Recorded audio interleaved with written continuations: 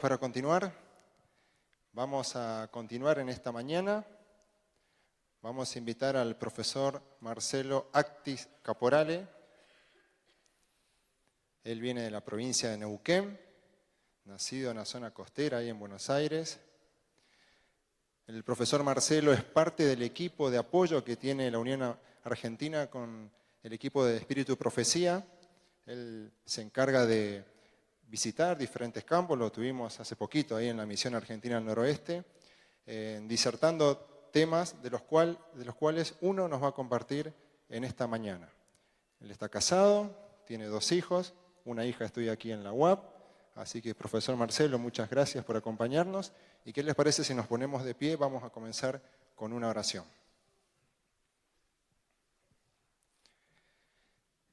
Querido Padre que estás en los cielos, queremos abrir este tema tan importante para nuestra iglesia, para nuestras vidas, suplicándote la unción de tu Espíritu Santo. En primer lugar, en el profesor Marcelo que compartirá este tema. Y en nosotros que lo recibiremos, para que al recibirlo podamos hacerlo parte de nuestras vidas y ponerlo por obra en cada momento y en testimonios que podamos dar a los hermanos de iglesia. Te pedimos esto sin merecerlo, solamente por los méritos de Cristo Jesús, nuestro Señor y gran Salvador. Amén. Muchas gracias, pastor. Muy bien, las primeras palabras sean de gratitud para nuestro Dios por permitir este encuentro. Y gracias también al Señor por el don profético actual en la iglesia, a través de su mensajera, Elena de White. Y también quiero agradecer a las autoridades que organizaron este evento y que tuvieron la delicadeza, no sé cómo decirlo, de invitarme. Por supuesto que es una exageración lo que han hecho, pero bueno, lo vamos a enfrentar. Así que hemos estado orando bastante para esto y también hermanos que han estado orando para que pueda salir conforme al propósito de Dios y sea para su gloria y para enriquecimiento de la iglesia. Yo quisiera comenzar hablando de Elena de White sobre este tema que tenemos, cuestionamientos frecuentes y algunas respuestas, como creo que, y supongo claro que compartimos todos estos, que cada vez que hablamos de Elena de White debemos referirnos en primer lugar a la palabra de Dios, ¿verdad? Así que pensemos lo siguiente. Cuando en Apocalipsis 12, cuando se hace ese desarrollo de la historia, acerca del conflicto en la historia, ¿es que ustedes saben que eso repasa desde tomando la promesa de Génesis 3:15, el primer sermón evangélico, como le llama Elena de White, ¿verdad?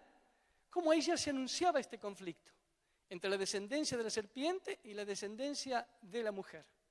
Y Apocalipsis 12 no es otra cosa que extender, mostrar en detalle ese conflicto.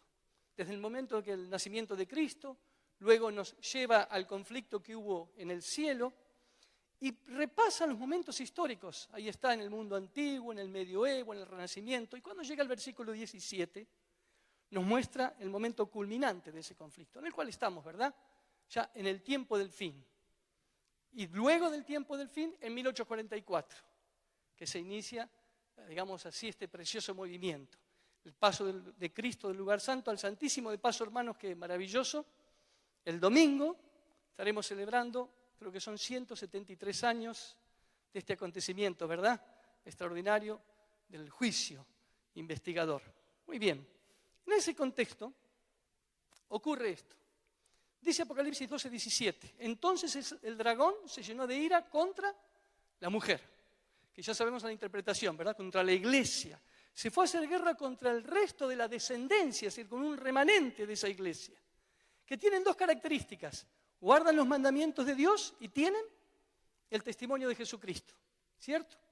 Así que ahí se nos anuncia que habrá un ataque particular, especial. El enemigo está airado con eso y nosotros hemos ya hecho muchísimos estudios y conocemos acerca de la primera parte, cómo él ha atacado los mandamientos de Dios, cómo trató de hacer de la voluntad expresada de Dios en su palabra, en los mandamientos, en los principios de amor que son los mandamientos, un estado de anomia, tratando de modificarlos e incluso excluirlos, borrarlos, ¿verdad? Ahora, ¿Qué pasa con el segundo, con la segunda dimensión? Por supuesto que en Apocalipsis 19:10 tenemos una definición de qué cosa es esto del testimonio de Jesucristo. Y dice con claridad, ¿verdad? El testimonio de Jesús es el espíritu de la profecía. Así que, ¿habría un ataque también ahí? Se identifican dos rasgos del remanente, los dos ataques al remanente, a los mandamientos y al don profético. Y eso lo estamos viviendo cada vez más, y tal como lo anunció la pluma inspirada, efectivamente esto irá en aumento hacia el tiempo del fin. ¿Por qué será que ataca? ¿Por qué tiene ese interés? Se han utilizado, las personas que pusieron, los pastores que estuvieron antes, han utilizado cada uno de ellos sistemáticamente este texto. Así que esta es la razón principal, me parece, por el cual el enemigo hace este ataque. Creed en Jehová vuestro Dios y estaréis seguros, creed en sus profetas y seréis prosperados. ¿Querrá el enemigo que este remanente prospere? Sin ninguna duda que no. No querrá. Y también tenemos en Pedro, ¿verdad? Este texto clarísimo. Haced bien, ¿qué cosa? Tenemos que estar atentos a qué dice. La palabra profética más segura. Es como una antorcha que alumbra en lugar oscuro. Hasta el momento culminante, hasta el momento máximo, que el lucero esclarezca en nuestros corazones. Y finalmente, y este texto sí que es extraordinariamente importante, sin profecía el pueblo se desenfrena.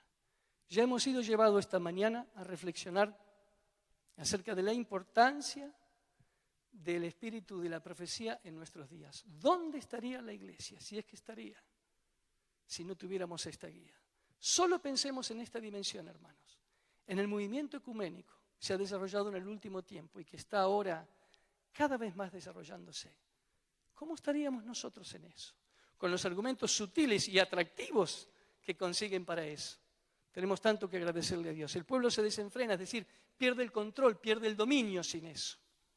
Estas son las razones fundamentales por las cuales hay un ataque. Y quisiera comenzar entonces con los primero de las acusaciones que hay sobre Elena de White, y lo voy a hacer de un modo un poquito detallado por lo siguiente. Voy a presentar el tema del plagio sobre su origen, sobre su autor. Camreich. Bueno, ¿por qué voy a dedicar un poco de tiempo a él? Porque él no solamente es el que originó esta idea del plagio, sino de sistemáticamente las distintas acusaciones que hay sobre la mensajera del Señor tienen su origen en él. Y es interesante notar que los distintos escritores, las distintas oleadas que vienen de afuera y de dentro de la iglesia, tristemente, sobre Elena de White, utilizan los mismos argumentos sistemáticos que él planteó originalmente. En 1859, cuando tenía 19 años, se convirtió al adventismo. Poco tiempo después, él es un ministro ordenado en nuestra iglesia, a los 22 años. De paso, fue ordenado por el mismo Jaime White. Y saben que la característica que tenía Camreich es que él era, en esa época, eran muy importantes los debates públicos y había una tête-à-tête, un cabeza a cabeza, una discusión, y en base a los argumentos más extraordinarios, más elaborados, conseguían sus adherentes. Y ese era un gran apologista Camreich. Cualquier persona que tenía que debatir con él sabía que tenía poca esperanza. La gran capacidad para eso. Y él participó de la iglesia, pero ya en esa década que está indicada ahí, entre 1873 y 1883, 3 veces, en 3 oportunidades, dejó el ministerio adventista por razones de ofensas, de oposición y de sentimientos negativos hacia la persona de Elena de White. Un pequeño paréntesis aquí, hermanos. Puede servir también esto como modelo de lo que suele ocurrir cuando las personas comienzan, a veces suavemente, con ofensas personales frente a ciertas cosas que leen, que no les gusta, que les está señalando cosas que hay que cambiar en la vida, y se atreven a tanto luego, efectivamente con la misma dinámica, la misma dialéctica que ocurrió con Camreich. Él, sin embargo, volvió arrepentido en 1884 y hizo varias declaraciones. Yo tomé una sola. Miren esta declaración que él dijo hacia Elena de White, incluso a lo que los sentimientos que él tenía. Vi que le había puesto el significado equivocado a algunas cosas y de que otras cosas ciertamente eran verdad. Si eran verdad, entonces yo estaba equivocado en todo mi trayecto. la luz vino a mi mente y por primera vez en años yo realmente podía decir que creía en los testimonios. Todos mis resentimientos a la señora de White se desvanecieron en un momento y sentí un tierno amor hacia ella. Y hay textos paralelos así de ese estilo. Así que desde ese momento todo marchó bastante bien hasta la sesión de la Conferencia General en 1886. Estamos muy cerca de 1888, ¿verdad? Ahí había debates acerca de la ley de la gracia, particularmente este libro que hemos acabado de estudiar en el trimestre anterior, Gálatas y Romanos.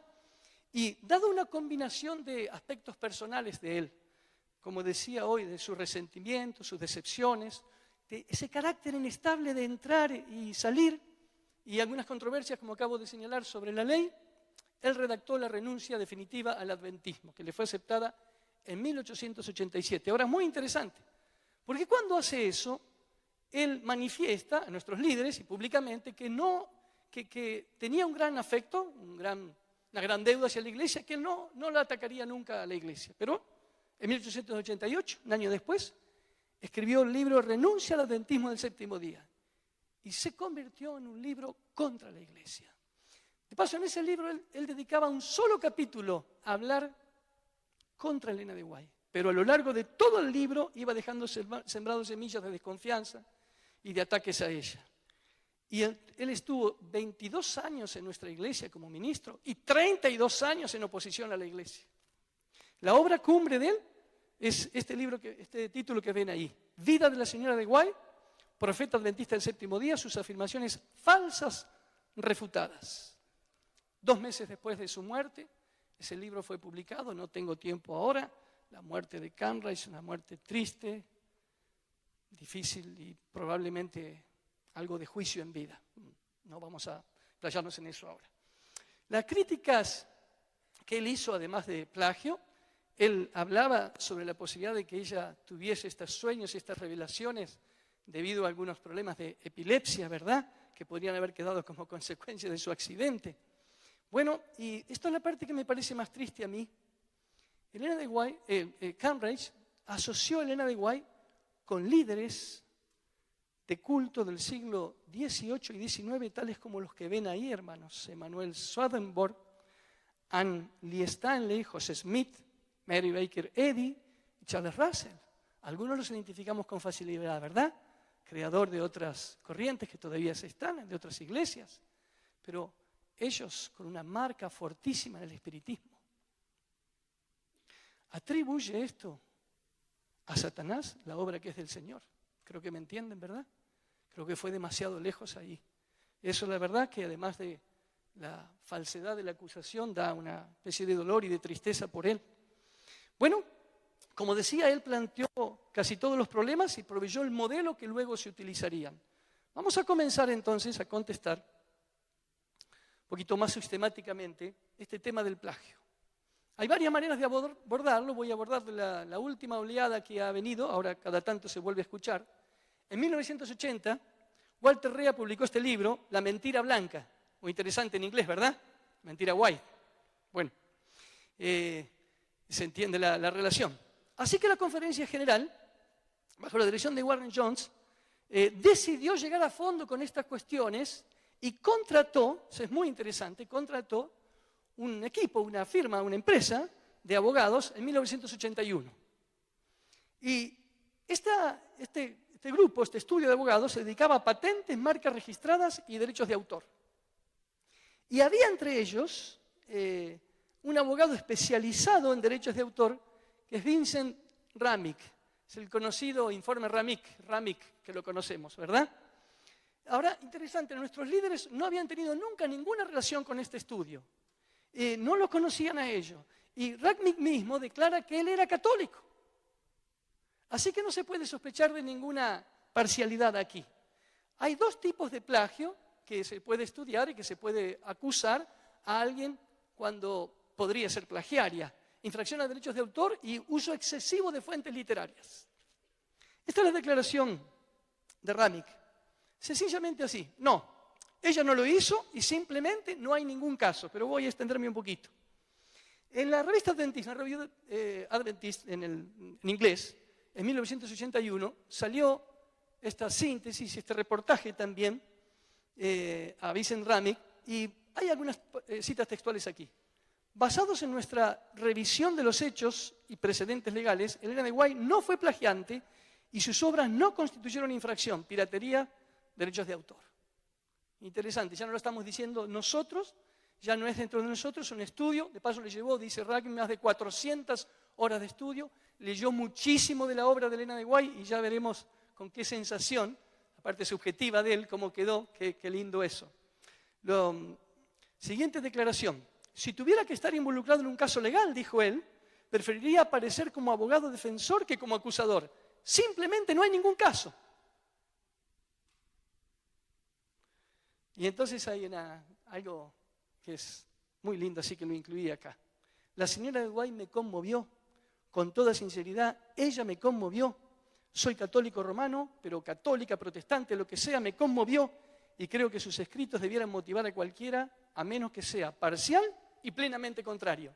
Y miren esto si no lo tuviéramos que tener nosotros como una bandera sobre los escritos de Elena de White. Miren lo que dice, ya se ha abundado bastante esta mañana sobre esto. Él lo reconoció, así, ciertamente, la naturaleza y el contenido de sus escritos no tenía más que una sola esperanza e intención, a saber, promover la comprensión de la palabra de Dios por parte de la humanidad. Si hay algo que hizo Elena de White fue esto. Se dijo tanto ya antes que ahora no necesito insistir, pero ella exaltó todo el tiempo la palabra de Dios. Un abogado católico, solo con leer sus escritos. Y les voy a decir algo que no está aquí.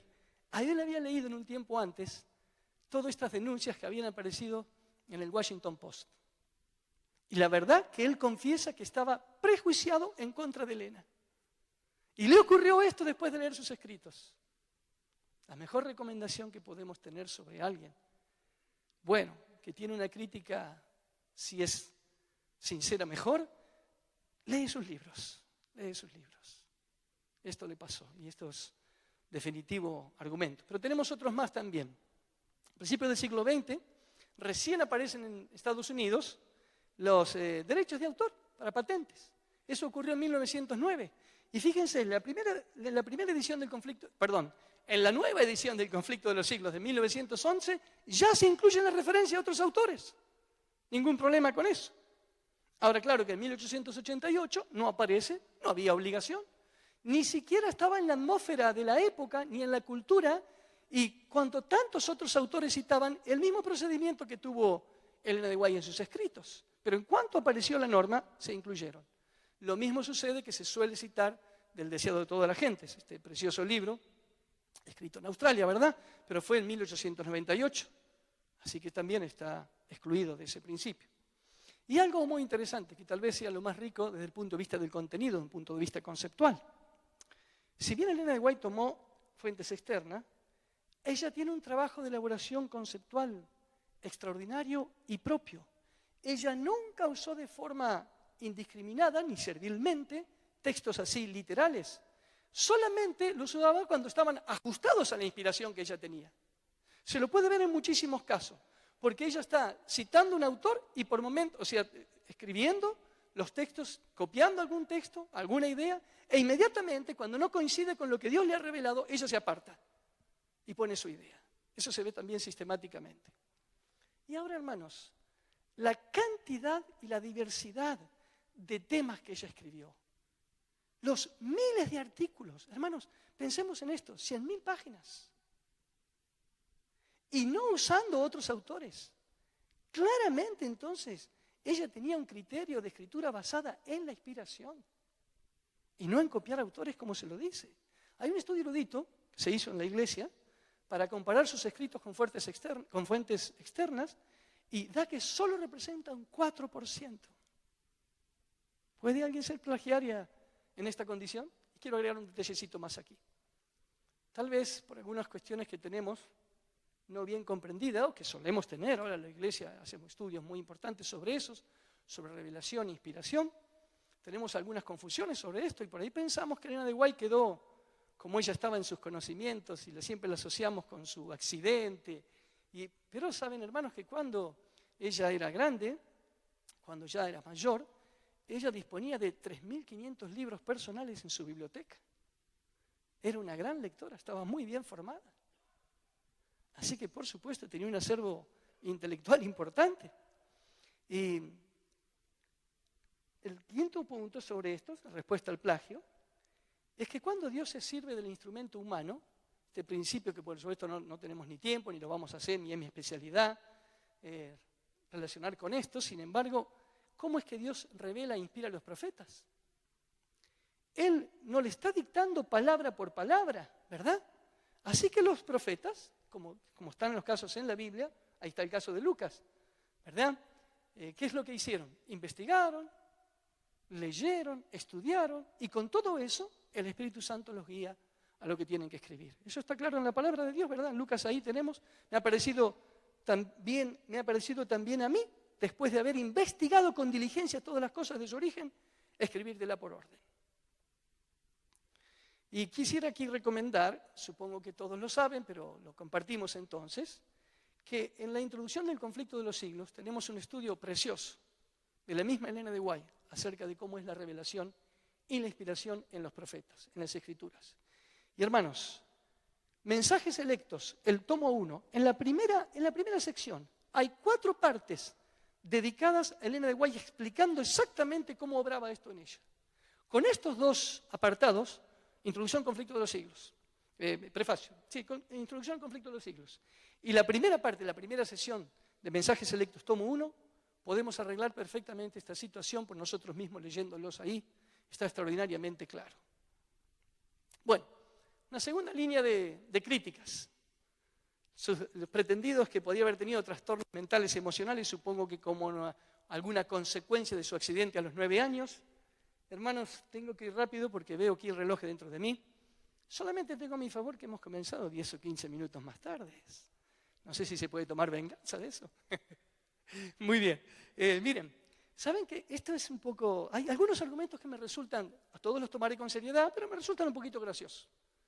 Creo que hoy ya el conocimiento de la psicología está bastante difundida. Igual no hace falta ser psicólogo para entender esto. ¿Ustedes creen en serio que una persona que sufre de delirio místico o tiene algún tipo de psicosis o de paranoia puede hacer la obra que hizo Elena de White? ¿Puede escribir esta cantidad de páginas en los más diversos temas que hay? Cartas, consejos, exposiciones públicas. Y hay una cosa que me gusta mucho, así, más íntima. La progresión que ella fue teniendo en sus conocimientos es exactamente la inversa de lo que le pasa a una persona que sufre esto, que padecen estas enfermedades. Y todavía algo más, hermanos, el sentido común que ella unía a sus revelaciones. Y uno más todavía.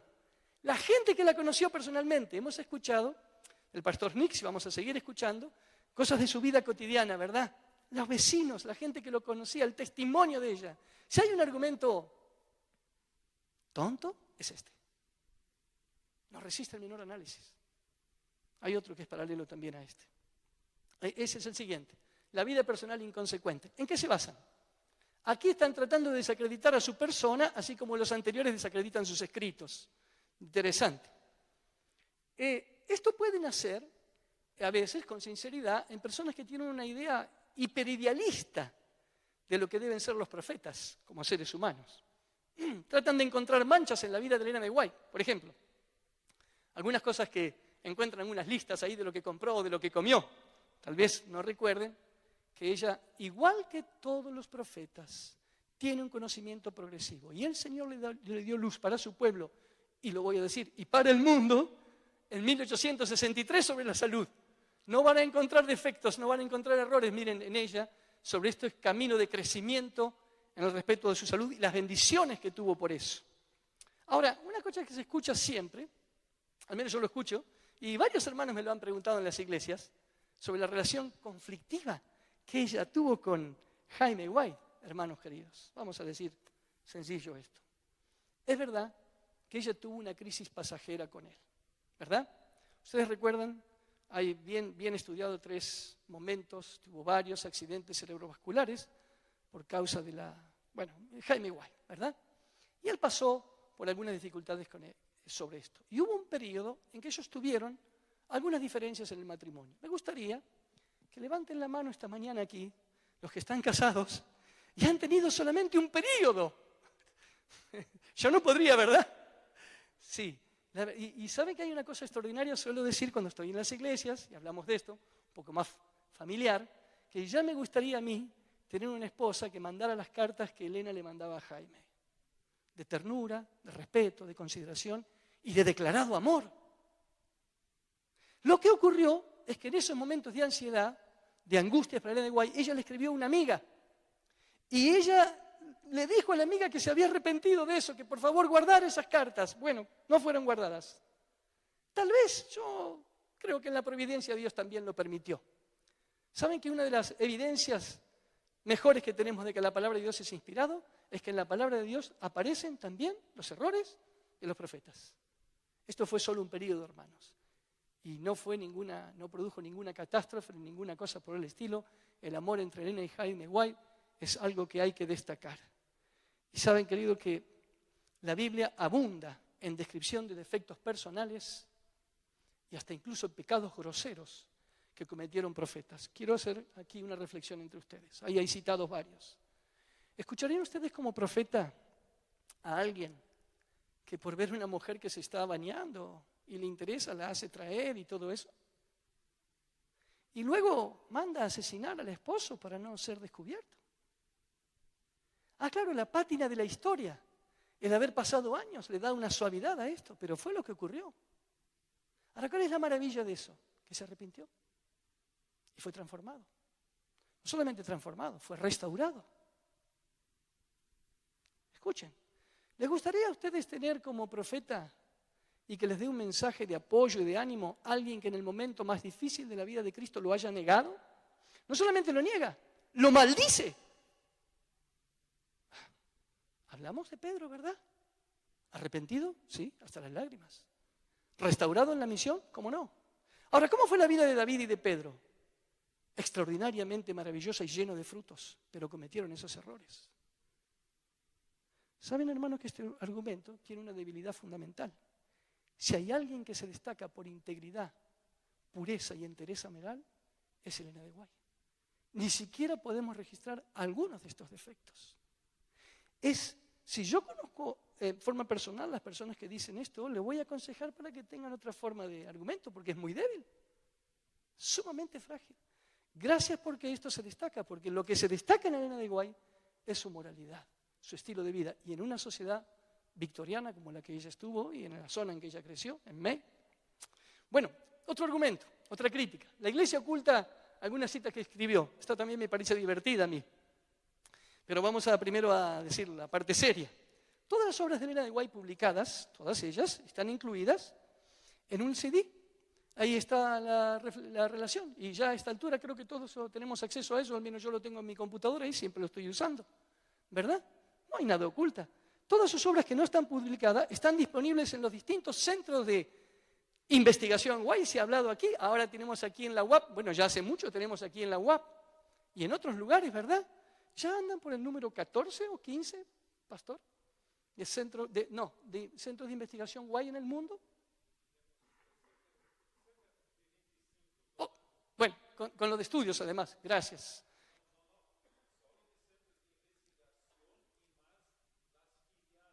Qué maravilla. Y las filiales, ahí está. Bueno, así que, ¿qué cosa hay para ocultar? Ya me dice una parte divertida de esto. Hay gente que está con ideas de la teoría conspirativas y algunos pensamientos de ese estilo, que siguen insistiendo que en el planeta Marte hay vida. ¿Está bien? Y bueno, se hacen todos los estudios sobre Marte y mandan naves y no encuentran nada. Pero van a seguir diciendo que hay vida. ¿Cierto? Y es verdad. Así que con esto mucho no se puede hacer. Se le ofrece todo, está todo delante de ellos y seguirán pensando que por alguna razón extraña ocultamos citas por ahí y temas. Y se han suprimido entonces una variedad de la anterior, se han suprimido algunas citas, se han modificado textos de ellas. ¿Por qué? Porque contenían aparentemente declaraciones erróneas. Bueno, hermanos, lo cierto es que algunos de los primeros escritos han sido, en sus reimpresiones, a través de los años, se han eliminado oraciones, se han mejorado párrafos, ¿cómo no? La pregunta que hay que hacerse, ¿puede un profeta hacer esta tarea? Bueno, en la Biblia tenemos esto. ¿Cómo no sería así si progresivamente va comprendiéndose mejor el mensaje? Mire esto, Primera de Crónicas 29:29. Los hechos del rey David, y hay paralelos sobre este texto, primeros y postreros, están escritos en el libro de las crónicas del Samuel vidente, de las crónicas del profeta Natán y de las crónicas de Gad vidente. ¿Conocemos algo de eso? No lo conocemos. Todavía, Jeremías nos dice que cuando él vuelve a escribir su mensaje al rey Joacín, comenta lo siguiente: fueron añadidas sobre ellas muchas otras palabras semejantes. ¿Qué da a entender esto? Él no está limitado a lo que escribió antes. Puede mejorarlo, puede variarlo, ¿verdad? Lo que no va a hacer es contradecirlo. Y esto no lo va a encontrar. Miren lo que ella misma dijo en los cargos de supresión que tuvo. En 1883 escribió: lejos de desear retener cualquier cosa que yo haya publicado, sentiré gran satisfacción en dar al público cada línea de mis escritos que se hayan editado. Voy a apurar un poco aquí. Ayudantes literarios. Bueno, otra vez esto nace en la idea errónea acerca de no comprender cómo es la dinámica de inspiración y revelación. Y estoy tentado a hacer esto, así que voy a sugerir un pequeño texto, un pequeño libro que ha salido estos días de Casa Editora. El pastor y el doctor Marcos Blanco ha hecho una exposición hermosa en esto. Yo lo leí ya. Está accesible para entender, está breve, está muy bien explicado cómo funciona la inspiración y la revelación en la palabra de Dios. Es un gran aporte. Y está aquí con nosotros, Marcos. Muchas gracias por ese texto. No hay ningún acuerdo entre nosotros, ese me acaba de ocurrir, pero es un libro precioso para eso. El propio Pablo tenía amanuenses, es decir, personas que escribían cuando él dictaba. Claro que lo tenía.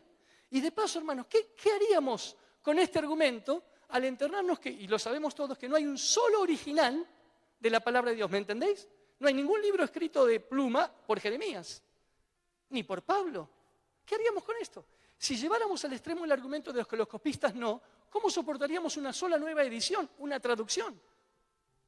Llevando esto a sus consecuencias, como le llaman el principio de honestidad intelectual. Una vez que he aceptado una premisa, debo llevar a sus consecuencias. ¿Qué pasaría con esto? No podríamos ni siquiera hoy confiar en la palabra de Dios. Por supuesto que Elena de White tenía sus secretarias y personal que organizaban, corregían y compilaban sus escritos, pero ella personalmente revisaba el producto final que quedaría para ver que no se hubiera alterado nada de lo que Dios le había revelado. Bueno, sus escritos reemplazan la Biblia.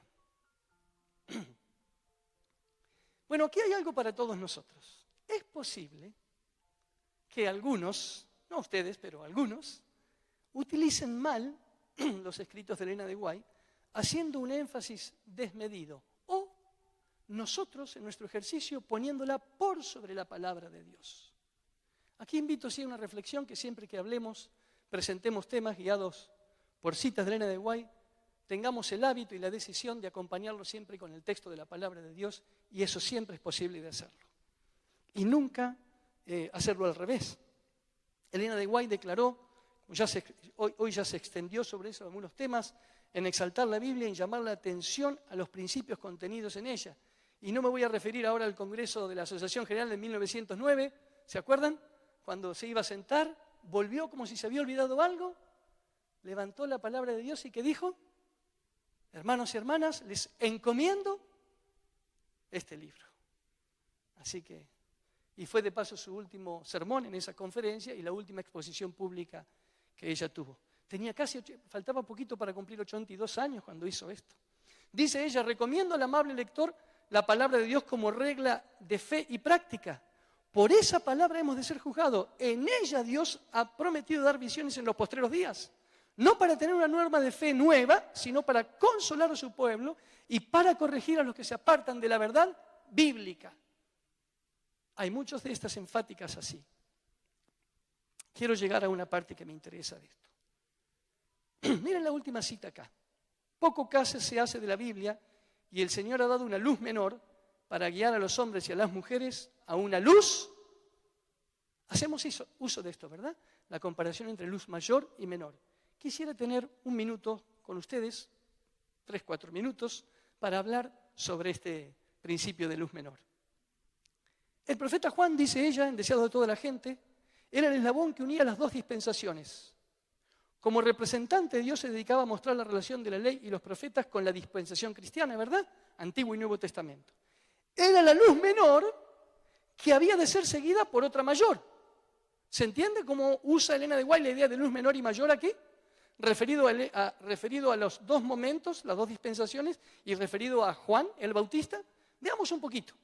Vamos a ver en la palabra de Dios. Sí, Juan es la luz menor, pero ¿qué dijo Jesús de Juan? Mira este texto en Mateo.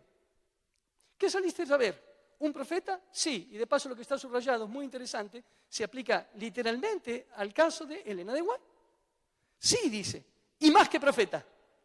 Recordad seguramente la frase de ella. Porque este es de quien está escrito, y aquí yo envío mi mensajero delante de tu faz, el cual preparará un camino delante de ti. De cierto te digo, entre los que nacen de mujer no se ha levantado otro mayor que Juan el Bautista. ¿Quién dijo esto? Jesús dijo que Juan el Bautista fue el ¿qué? El mayor de los profetas. ¿Cómo le llama Elena de White? Luz menor. Interesante. Pero todavía hay un poco más. ¿Qué dijo Dios cuando le habla a Zacarías acerca del nacimiento de Juan el Bautista? Dice esto: este será grande delante de Dios. Será lleno del Espíritu Santo aún desde el vientre de su madre. Miren lo que está anunciado acerca de Juan. ¿Será grande delante de quién? Si hay una persona en la Biblia que ustedes pueden ver de abnegación, por supuesto fuera de Cristo, de abnegación, de silencio sobre sí mismo. Él mismo lo dijo, a mí me corresponde menguar, ¿verdad?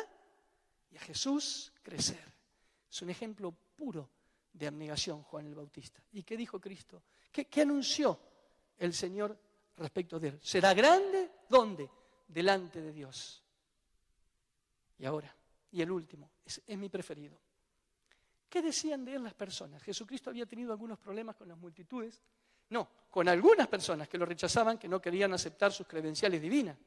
Él toma el barco y se va a la otra orilla, y las personas que lo siguieron dijeron esto así.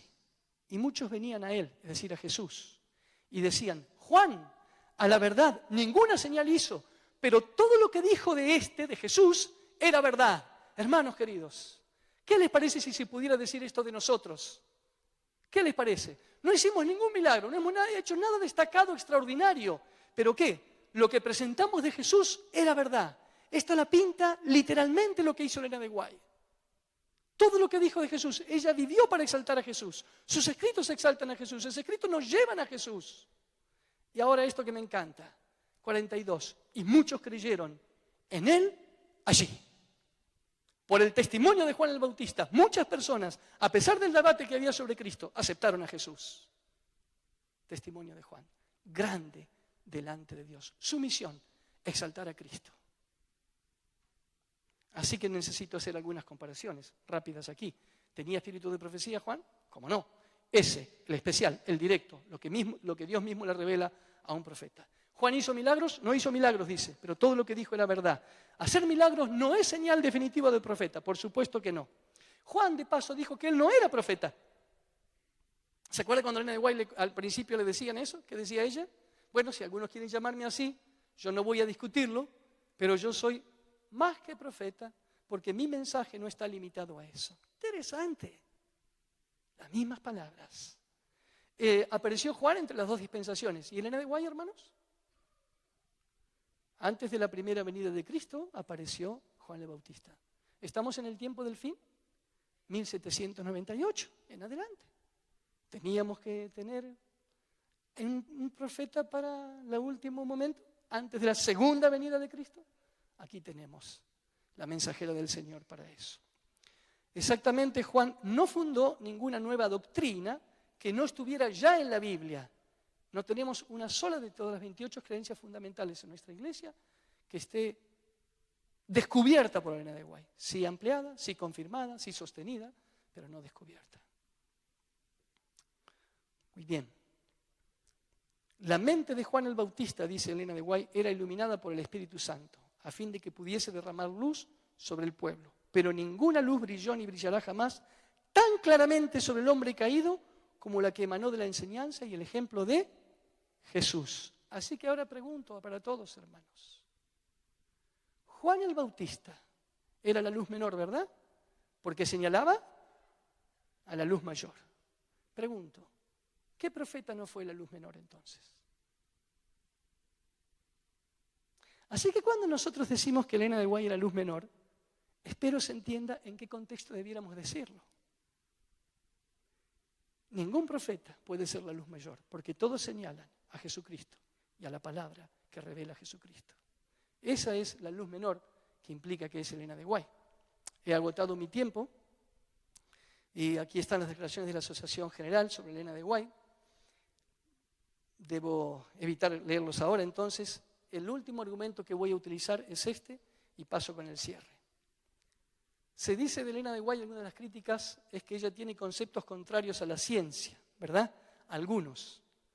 Hermanos, lo mismo podría decirse de la Biblia, ¿cierto? Sin embargo, lo que se destaca justamente es que mucha de la información, tanto en la Biblia como en los libros de Elena de White, han sido confirmados por la ciencia. Pero quisiera dar un paso más abajo de eso, más profunda. ¿Necesito de la ciencia para confirmar a un profeta? ¿O tiene que ser exactamente al revés? Es exactamente a la inversa. Nunca hay que leer la Biblia a la luz de la ciencia. Hay que leer ¿qué cosa? La ciencia ha de ser interpretada a la luz de la revelación. Miren una muy fácil respuesta para esto, muy fácil argumento. ¿Se acuerdan del fenómeno del diluvio, verdad? Y lo habéis leído en Patriarcas y Profetas. ¿Qué hicieron los habitantes que al principio le creían a Noé? Fueron a consultar, dice Elena de White, a filósofos y sabios de la época. ¿Qué le dijeron ellos? Hicieron exactamente lo que hace hoy la ciencia estadística. Tomaron datos y dijeron, nunca llovió, eso no es posible, ¿qué pasó? Y empezó a debilitarse la creencia en él, ¿cierto? Hasta que vino el diluvio y los arrasó a todos. ¿Es verdad? Y ahora pregunto una cosa. ¿Qué les parece si nosotros con este criterio de que la ciencia tiene que corroborar, fuésemos a preguntar acerca de la creación? Si hay un paradigma dominante en el campo de la ciencia, es el evolucionismo. Es directamente es bastante más que un paradigma. Se ha transformado en una cosmovisión donde todo se interpreta a partir de ahí. ¿Qué dice la sencilla palabra de Dios? Fue creado en 7 días. Por el poder, por la palabra de Dios. Y eso habría de ser suficiente. Así que cuando nosotros sentamos en contradicción, tenemos que consultar ahí. Hermanos queridos, tengo varios más, pero tengo que terminar aquí.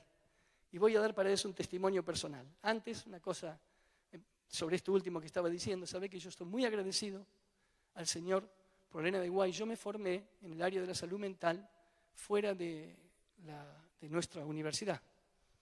Y no saben cómo agradezco a Dios la cantidad de riqueza que yo he ido tomando a lo largo de los años, sobre todo cuando era estudiante. Y me acuerdo que cuando estaba estudiando en la facultad, tomé una decisión dentro de mí. Si en algún momento yo encontraba que lo que estaba estudiando contradecía la palabra de Dios o a Elena de White, automáticamente lo rechazaría. Lo aprendería, sí, lo aprendía y lo aprendía bastante bien, no me fue mal. Y le diría a los profesores, y si tenía oportunidad y me preguntaban, yo le decía mi posición. ¿A quién le debo eso? Al espíritu de la profecía. Y ahora quiero contar, para terminar, esto último. Cuando yo tenía 11 años, el pastor Daniel Belvedere vive aquí con ustedes, aquí en la Villa Libertador San Martín. Fue a hacer una campaña de evangelismo en Bragado, en la provincia de Buenos Aires. De ahí era yo, mi familia. Y ahí conocí. Yo era la 3ª generación de menonitas. Y cuando empecé a ver, porque ¿saben cómo se hacían las campañas en aquella época? ¿Profecía? Así era. Y luego presentaban Elena de White. Y yo cada vez que salía de la carpa, se hacía en carpa, sentía en mi corazón que el Espíritu Santo me llamaba. Y nada fue, a mí siempre tengo esta imagen, todavía hoy me lo acuerdo, pero vívidamente hasta el momento que iba caminando de ahí. Qué claro, qué transparente me resultó la palabra de Dios. Qué maravilla que por primera vez veía que la palabra de Dios era un libro bellísimo, práctico, cotidiano, que se lo podía entender. Y mis padres se fueron a vivir enseguida a otra ciudad donde nos alejamos de todas las adventistas. Así que para mí la iglesia adventista era esto, hermanos, era esto. La Biblia, Elena de White.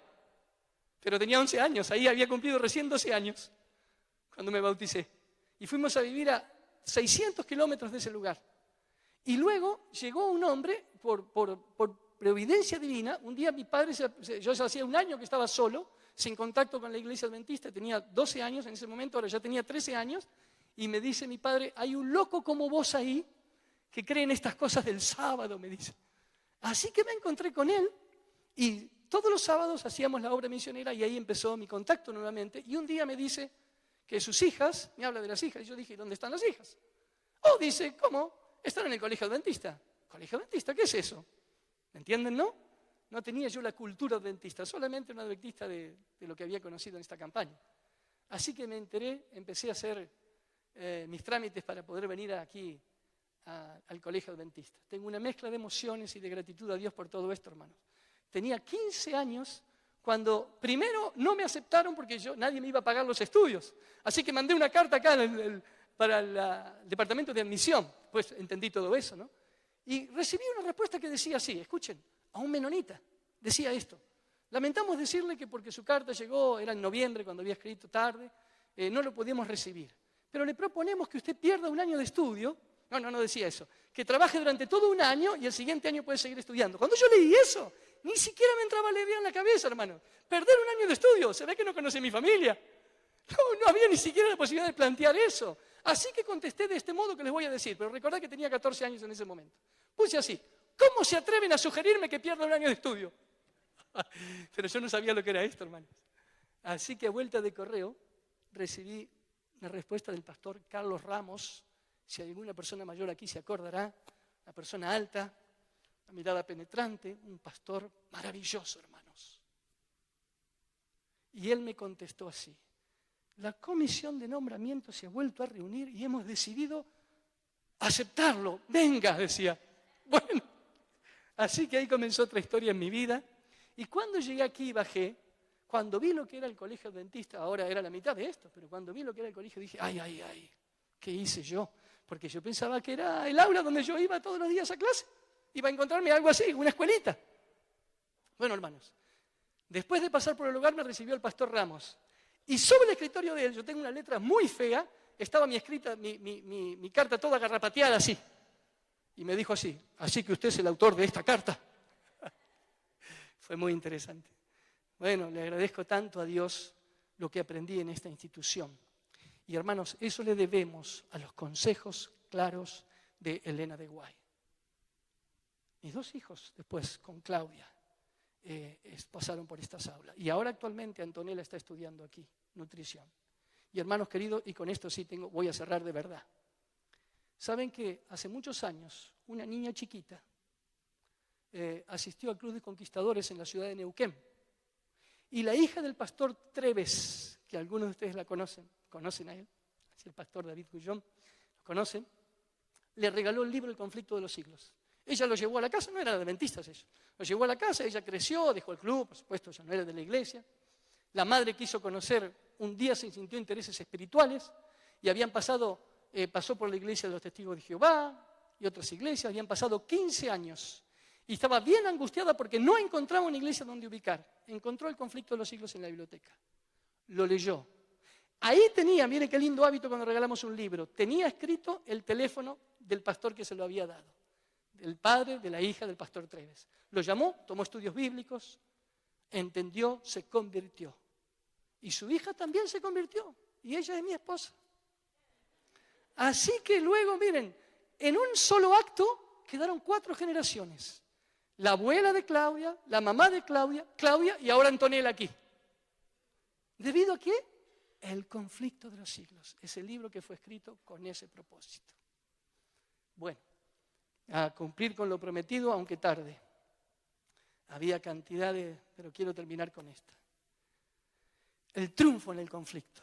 Dice Elena, en estos últimos días se ha dado luz abundante a nuestro pueblo. Ya sea que mi vida sea preservada o no, mis escritos hablarán constantemente y su obra irá adelante mientras dure el tiempo. Gracias a Dios por el don profético manifestado a su pueblo. Es un regalo de amor de nuestro Dios.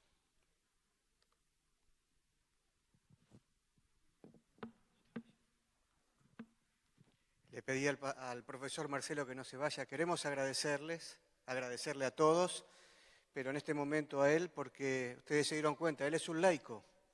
Y es un ejemplo para nosotros que un laico se prepare de la manera que se estuvo preparando Marcelo todo este tiempo, conociendo la verdad bíblica y los escritos de Elena de White. Queremos agradecerte muchísimo, Marcelo. Sé que al principio cuando le hicimos la invitación, él me mencionó con tantos profesores tan capacitados invitarme a mí para dar este tema, pero estamos agradecidos. Dios te ha utilizado. Muchas gracias, Marcelo.